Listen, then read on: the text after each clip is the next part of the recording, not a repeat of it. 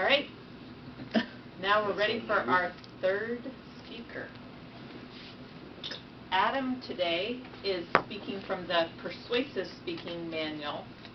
His speech is entitled Bright ID, Unique IDs for Real People. Bright IDs are unique IDs for real people. A bright ID is a new kind of ID without boundaries, authorities, or personal data attached. While most IDs try to prove who you are, a bright ID sets out to prove just one thing, that you're a unique person. Adam Stollard is here to tell us why everyone should have a bright ID. Please help me welcome Adam.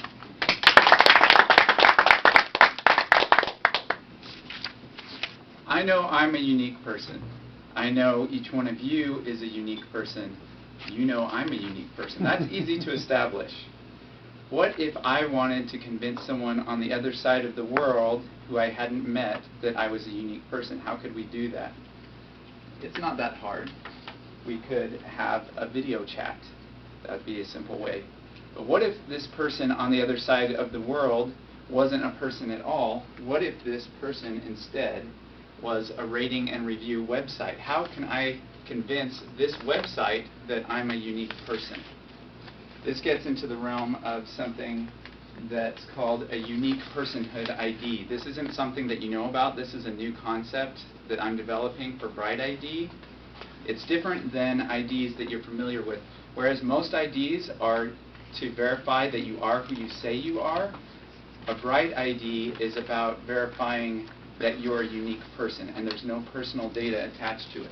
This is an ID that many of us are familiar with. It's got my name on it, it's got my picture on it, it's got some identifying information about me. I can use this to show that I am this person. With a Bright ID, it looks kind of like this. This is completely meaningless to a person, but to a computer program like the one that runs this website, it can use that to look me up and see that I am in fact a unique person. Why would people want to use a Bright ID? For a website like this with rating and reviews, it enhances the overall experience of everyone if we know that there's only one person per account, that there's no duplicates. And it degrades the experience for everyone if there are duplicates who are going around making fake reviews, voting things up multiple times. This is another example of a website that is very sensitive to duplicate accounts. This is an online community. This could be for a social cause. It could be public, people getting together to talk about it, to organize. Let's say someone wanted to disrupt this. They made an account, they come on, they start behaving in a way that disrupts the community.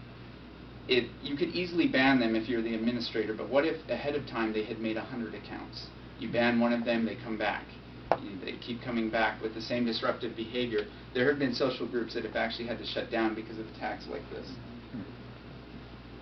Companies know that this is a problem. They try to stamp out their duplicate and fake accounts. What they normally do as a first step is they'll ask you for personal information about yourself to try to see who you are. This comes with its own set of problems. Once you start collecting that type of information from people and it's gathered into one spot, that becomes a target for attackers. This is just a sampling of companies during just the last 3 years that have been successfully attacked and had personal data leaked. How many of you have ever used one of the websites for one of these companies? Most of us.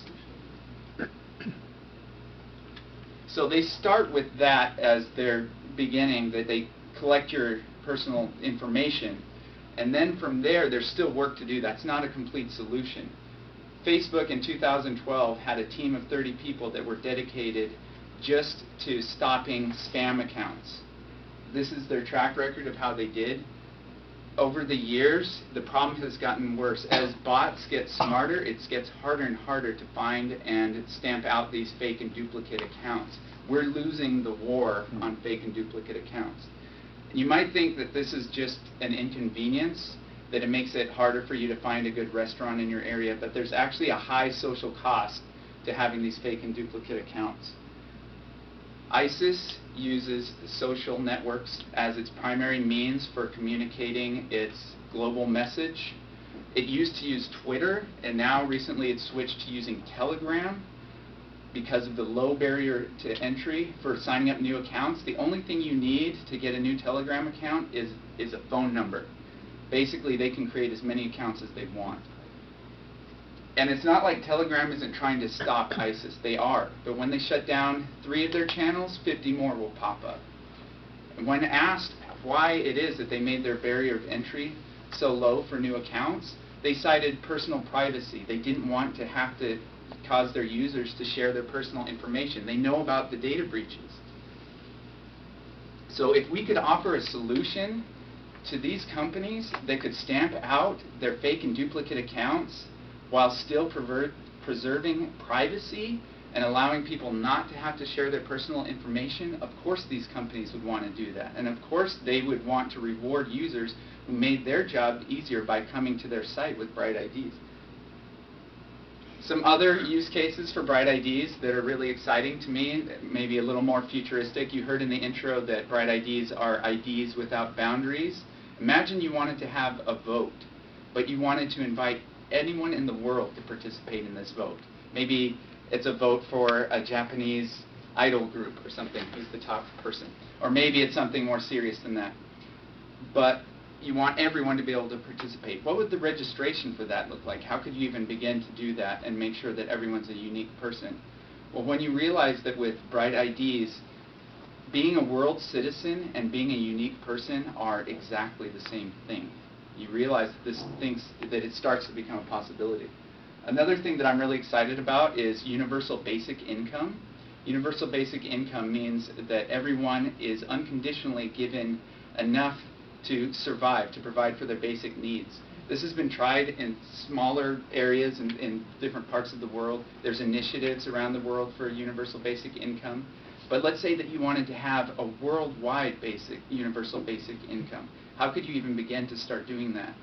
When you think about how you could use Bright IDs in conjunction with digital currencies, it actually starts to become a possibility.